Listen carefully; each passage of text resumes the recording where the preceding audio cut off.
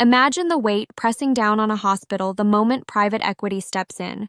The ticking clock becomes relentless, the stakes skyrocket, and suddenly every decision spins a web that traps lives, livelihoods, and legacies.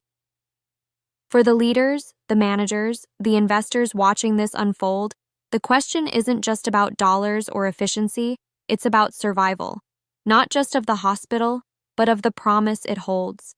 Because here's the brutal truth. Healthcare is not just another business. It's a lifeline for millions. And when private equity takes control, everything shifts under the surface, often in invisible ways that swallow hope whole. You're feeling the pressure now, aren't you? The constant squeeze between what's possible and what's allowed. Trying to balance cost cuts without bleeding quality. Knowing every profit target pushes the people on the front lines further toward burnout. Yet the boardroom demands numbers, not nurses. The soul of the hospital gets lost somewhere between quarterly reports and acquisition mandates. You're stuck between hard truths. Healthcare needs radical reinvention, but the system is rigged to drain it dry, to commodify care like it's just another product on a shelf. It's crushing. The heart wants to heal, but the machine wants to deal in margins. What if there was a way to break this cycle? To stop seeing private equity as the villain and start demanding a new kind of investment, one that actually elevates the people and ideas that save lives? The fix starts with seeing through the surface, beyond balance sheets, beyond buzzwords. Because private equity buying a hospital isn't just a financial transaction, it's a test of values, courage, and vision. It's a chance to rewrite the rulebook or sink deeper into the quicksand of short-term thinking disguised as strategy. Right now, hospitals across the world face the same quit or burnout crossroads. Staff stretched thin, patient care compromised, community trust eroding. Meanwhile, investors chase shiny returns focused on cutting expense lines and rolling up businesses into monoliths that forget why they exist in the first place. That's the pattern. But here's the raw insight.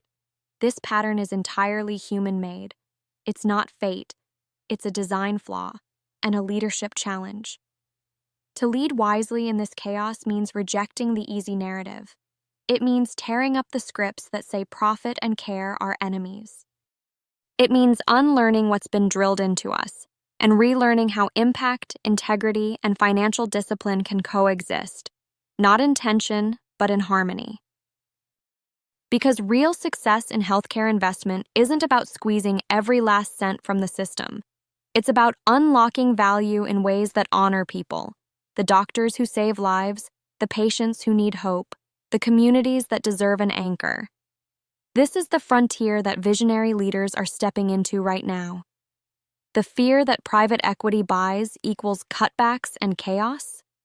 It's real, but it's incomplete. Cutting costs isn't evil if it's surgical and smart. Removing waste, yes, but not hemorrhaging human capital. The problem arises when the incentives are misaligned, when bonuses reward short-term gains rather than sustainable growth, when spreadsheets ignore what's not easily measured, like morale, trust, or resilience. Smart leaders see through this and demand better models. They push for transparency, accountability, and care-driven performance metrics. They insist that investment partners who step into healthcare must embrace a covenant, one that ties returns directly to outcomes that matter: healed patients, supported staff, thriving communities. Here's something most won't tell you. Changing this isn't about more meetings, more committees, or more policy papers. It's about relentless obsession with one question: how to amplify what works and stop what doesn't.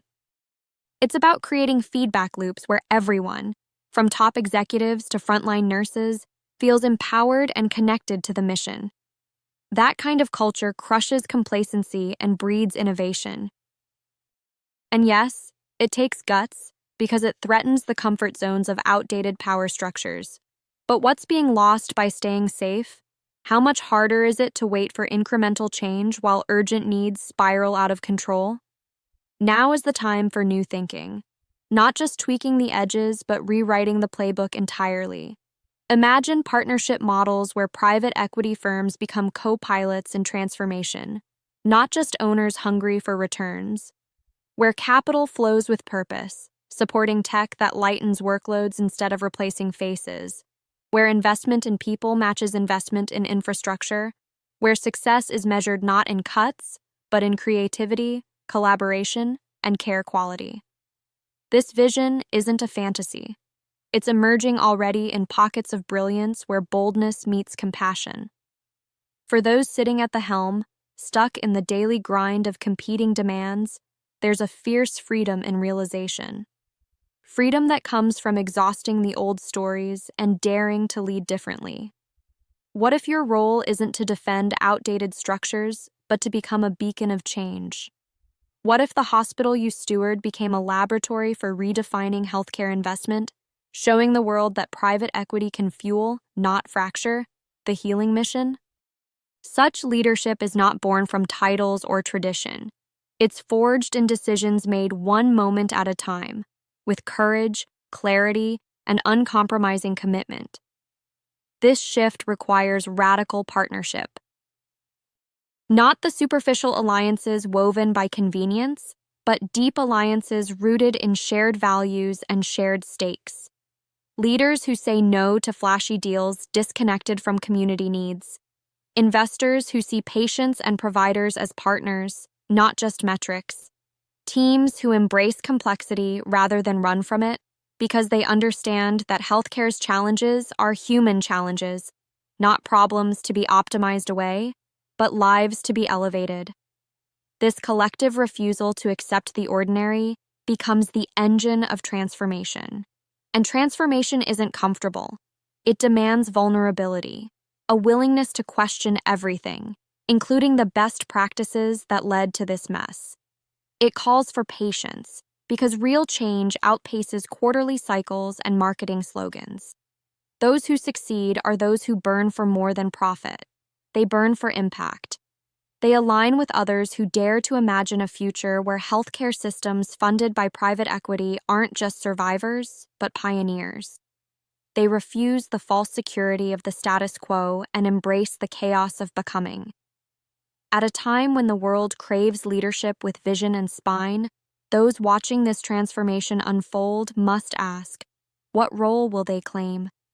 Will they be passive spectators waiting for fate to decide, or active creators shaping this newfound reality?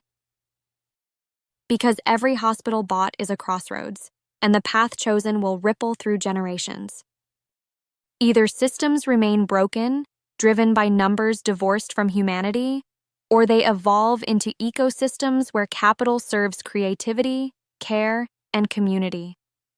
The difference hinges on those brave enough to step forward with clarity and resolve. The urgency is not just financial, but moral. Patients inside those hospitals are waiting, not just for medicine, but for justice in care. Staff are standing on the edge of burnout, desperate for respect and resources. Communities need stability and hope amid uncertain times. The pressure cooker of private equity investment can either explode or ignite renewal, depending on who leads and how. Leadership is less about control and more about craft, carefully sculpting environments that harness the best of capitalism's power without sacrificing the heart of healthcare. For leaders grappling with these realities, here's the most disruptive advice. Abandon the search for easy answers. Instead, fix your focus on continuous, brutal honesty about the impact of every decision. Build feedback loops that surface truth, not just the comforting half-realities of reports. Elevate stories from the front lines alongside data, because human experience is the ultimate compass.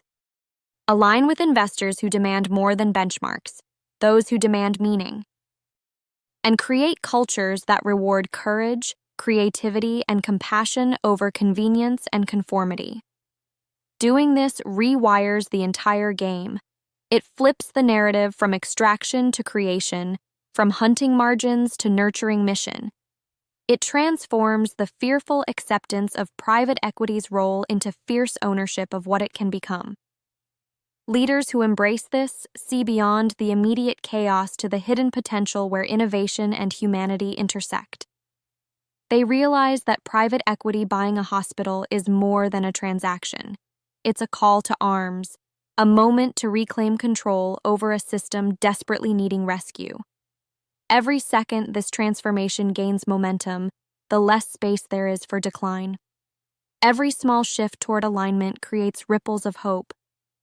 Every demand for better, more thoughtful investment adds chains to break free from. It's not easy. It's not quick. But it's the only path forward. The future of healthcare depends on it, and so do millions of lives counting on hospitals that don't just survive, but thrive. Let this be the spark that haunts your leadership, not the fear of what private equity might mean, but the fire of what it could become in the hands of those who refuse to settle. The fire that drives you to build alliances that matter, to demand transparency and accountability, to craft cultures steeped in empathy and excellence. The fire that reminds you the system is not fixed, it's made, and with enough will, it can be remade into something far greater. This moment is yours to own. To step beyond the illusions of comfort and conformity, beyond the contract of complacency. To link arms with those rare few who share your vision, your fire, your refusal to be average. Because healthcare, real healthcare, is too important to leave in the hands of those who only see a balance sheet. It demands leadership fueled by radical commitment and wild hope. So, watch closely, learn fiercely, and lead relentlessly. Because what happens next is not just about a hospital or a deal. It's about reclaiming the soul of care itself. The stakes have never been higher, nor the opportunity more extraordinary.